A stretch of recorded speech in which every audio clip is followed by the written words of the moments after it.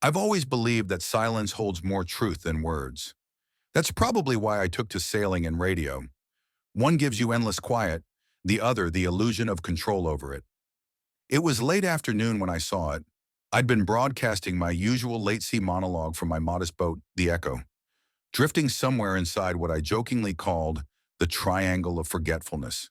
No GPS, no charts, just a compass, a portable transmitter, and the static comfort of solitude.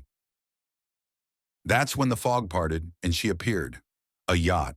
Not large, not small, floating aimlessly. No sail, no engine hum, no name. I killed my motor and approached slowly, half expecting someone to wave, shout, move. Nothing. Not even the creak of wood. Just the wet slap of water against hull. I tethered the Echo and boarded her. The first thing I noticed, pristine condition. No signs of struggle. Coffee mug still sitting on a side table. A blanket draped over a chair on the deck, as if someone had just stepped inside. But the cabin was empty. Utterly. No people. No bags. No ID. Not a whisper of presence. Except for one thing. A journal. It lay open on the helm, pages fluttering in the breeze like a whisper trying to escape. I almost didn't notice it at first. It looked aged, leather-bound, its spine cracked from use. But the ink was still wet. My fingers hesitated above the page, not quite touching, afraid to smear something sacred. The date? Tomorrow. The entry? He finds me today. Quiet man, radio voice, lonely heart. He's reading now. I stepped back. I looked around. Nothing. No one. Then looked again. At the words. The last line shimmered faintly, like it had just been written. He thinks he's alone. My mouth went dry. I closed the journal, slowly, and pressed my palm to the leather cover. It was warm, almost alive. I'm not superstitious. I'm a rational man. I've done this route a dozen times. I've read hundreds of sailors' logs, journals full of nonsense, isolation-induced poetry, half-mad confessions. But this wasn't written in isolation. It was being written to me, as if the journal knew I was coming. The air around me thickened, humid not from weather, but from something else, like thought, tension, memory. I placed the journal under my arm and walked to the radio console. I wanted to say something to my listeners, maybe joke about ghost ships, but when I pressed the mic button, static hissed back like a breath held too long. Silence. I looked down at the journal again. A new line had appeared. He will try to leave. I swallowed hard. I hadn't moved. I hadn't even thought that yet. And that's when the wind shifted. The directionless kind. Not a breeze, not a storm. A breath. I wasn't sure whose. I returned to the cabin of the nameless yacht, journal clutched tight in my hand, like a relic pulled from the ruins of reason. I set it gently on the narrow wooden table bolted to the floor and stared at the cover for a long moment, half expecting it to pulse, breathe, maybe even whisper. Nothing. Just the low hum of the ocean pressing against the hull and the sound of my own breath, louder now. I flipped the journal open again, carefully. The ink had dried where it once shimmered. But below the last sentence, he will try to leave, a new line had formed. He sits now, reading these words, heart pacing faster. I froze. I hadn't even touched a pen. No one had. The journal simply knew. I closed it again, then reopened it fast, as if catching a magician in mid-trick. Another line. He tests me. I stood up abruptly, knocking over the metal chair with a clatter. Its legs scraped against the wood, loud in the quiet. I turned away from the table, faced the cabin door. Nope, I muttered. Not playing this game. I headed for the deck, journal left behind, heart hammering. Sunlight had dulled. The sky wasn't darker, just heavier, as if it watched. I climbed down to the Echo, started the engine. But nothing happened. No click, no turn, just silence. I checked the battery. Functional, fuel, full, instruments, dead. Dead silence. I looked back at the yacht. Its helm still empty, journal still open. Curiosity won. Again. I returned, this time more cautiously, and flipped the book open once more. A whole paragraph now sprawled across the page. He tried to leave. The boat won't respond. It never does. He comes back, afraid but fascinated. He will touch his face in confusion. He will whisper, "How?"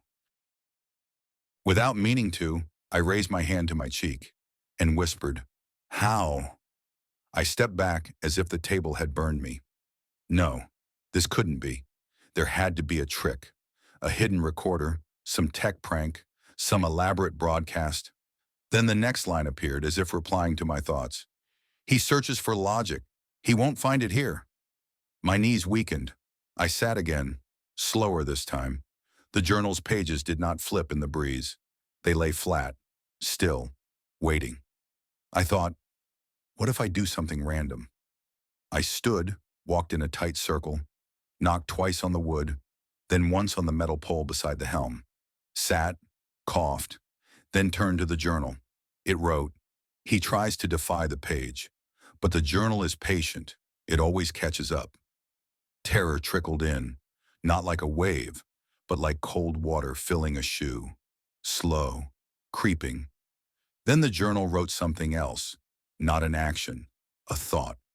He doesn't yet remember what he forgot. I blinked.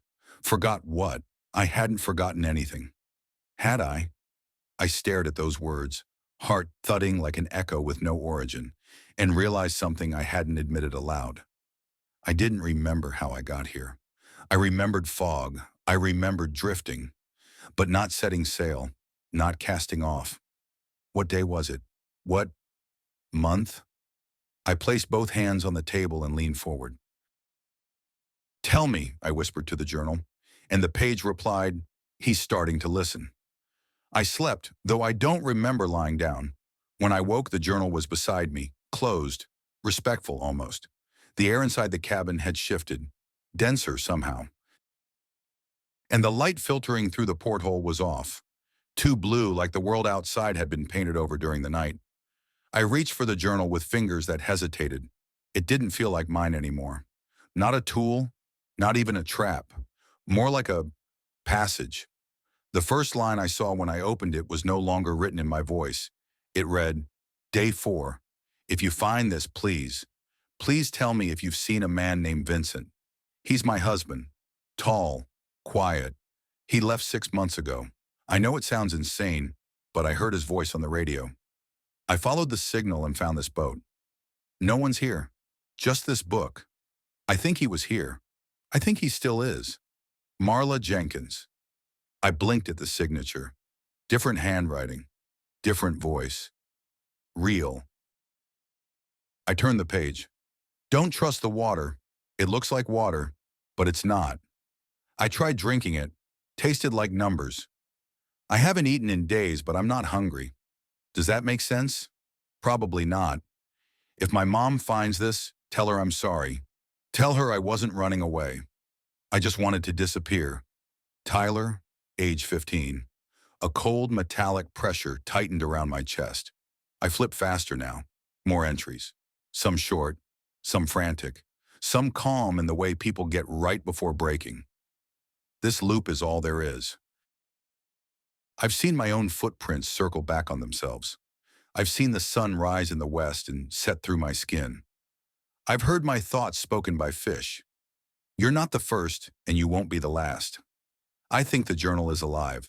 I think it needs us, or feeds on us, or maybe it's trying to warn us. Elias knocked. Last man on earth, self-appointed. The handwriting shifted with every entry. Some pages had tear stains, others smudges. Some pages bled ink through the paper, like the thoughts had been forced out. They all talked about the same things. This boat, this journal, the voice on the radio, the loop. I flipped back to the earlier pages. My own handwriting stared up at me. Looping letters, steady lines. But it felt alien now. Too clean, too placed. I looked around the cabin, scanning every surface. A crack in the ceiling I hadn't noticed before. A hairline fracture down the wall. The air smelled different, like old electronics in rain. It struck me. These people hadn't just written in the journal. They had been here, on this boat, in this moment. But when? Before? After? Now? The journal fluttered. Just one page, lifted slightly as if inviting me forward. I leaned in and read the next line. He begins to understand that time here is not a line, it's a spiral. I swallowed. I looked back at the radio. Dead, no static, just silence. Until a click. Then a whisper, soft and low, seeping through the speakers like breath through cracked lips. It said, "Are you there?" I didn't want to open the journal again. It sat on the table like a coiled snake, motionless but waiting. I paced the narrow cabin, counting steps that no longer reassured me. The walls seemed to close in, subtly, the way dreams do before turning to nightmares. But the journal called to me, not with sound, but with weight, like gravity. I sat down, opened it, and saw my own handwriting. Only, I hadn't written this. Day unknown, I've tried everything. The batteries are drained. The transmitter hums, but no one answers. I even built a flare from the fuel lines and a fuse, but the sky refused to see me. I read faster, heart thudding. Don't trust the reflections. They blink before you do. Don't believe the stars. They're not the same ones we were born under. I think I'm unraveling, or maybe being copied. Either way, I don't feel alone in this skin anymore. The writing grew sloppier toward the end, and then the final line hit me like a whisper in my own voice. If you're reading this, that means I failed. I dropped the journal like it had turned to fire. It thudded closed on the table, and I stood breathless. "No," I whispered. "No, I didn't write that. That's not me." But it was.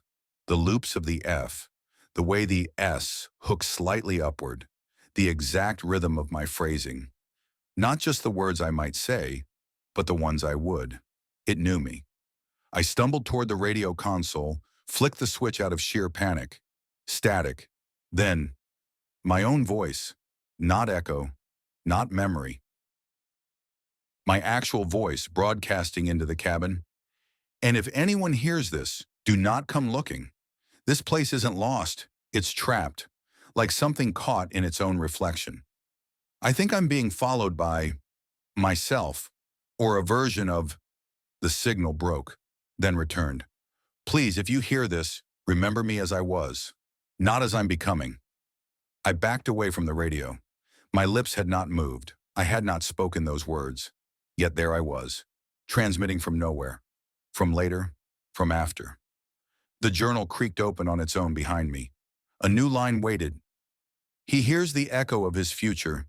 He's almost ready." Ready for what? I looked at my hands. They were shaking, not from cold, but from something deeper. Recognition, like reading your own obituary. I spoke aloud softly. "Am I already gone?" The radio clicked again. But this time the voice on the other end didn't speak.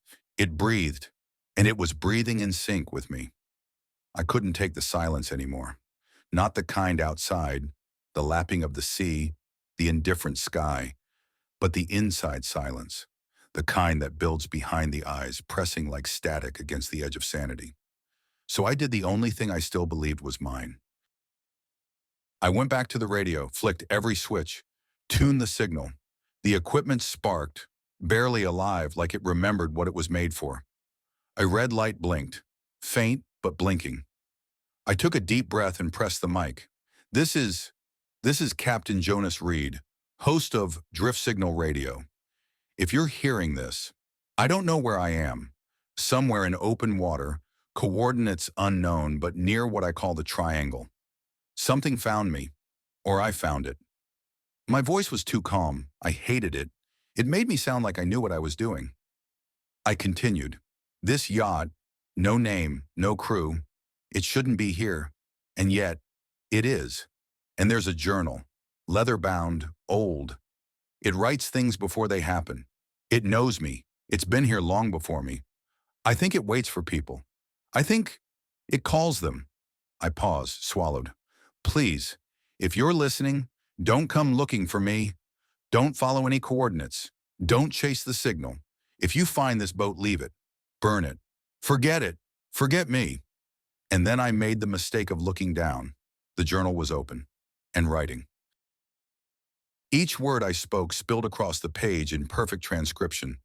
Not delayed, not recorded.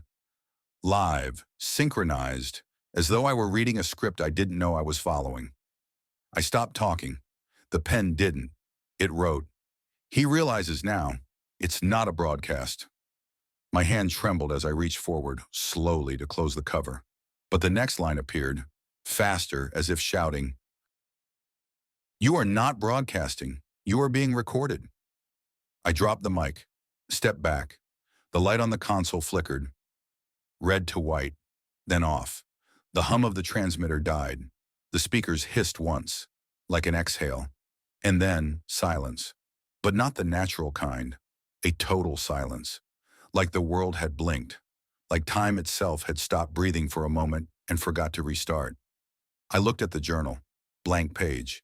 Then, he thinks this is his message, but it is only his echo. And beneath that, in smaller script, he has almost finished becoming me. I backed into the bulkhead, hands gripping cold metal. Becoming? Becoming who? And then it hit me, like a punch to the stomach. Every line I had read, every voice I thought was someone else. What if it was all me? Versions of me. Fragments. Repeats. What if the loop didn't just trap people? What if it copies them? The final line wrote itself, slow and final, like a door closing. One voice ends, another begins. The final words were spoken. Then, silence.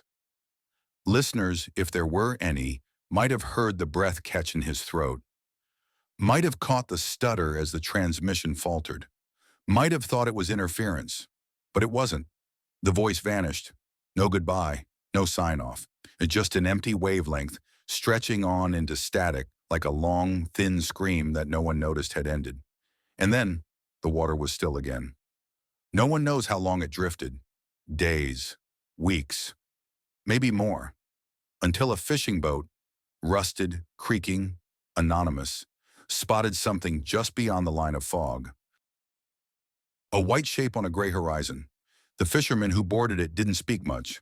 No name, no radio logs, just a quiet man with calloused hands and a faded baseball cap.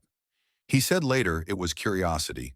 Said he heard something on a late-night radio loop, a voice that didn't sound quite right but felt familiar. The yacht floated in place. No name, no flag, no visible damage. On the helm, resting gently on cracked wood, a journal, leather-bound, open, and beside it, a microphone. Untouched. The fisherman stepped aboard. The wind held its breath. He flipped to the last page. Just one line written in ink that had not yet dried. "Welcome aboard." He stared at the words, then at the horizon, then back at the journal, and slowly, almost unknowingly, he reached down and touched the mic. The boat drifts still, somewhere out there. No coordinates, no anchor, no time. Inside, a voice that's no longer sure who it is. A journal that waits patiently for the next arrival. And a page, always blank until someone looks. Then it writes, and writes, and writes.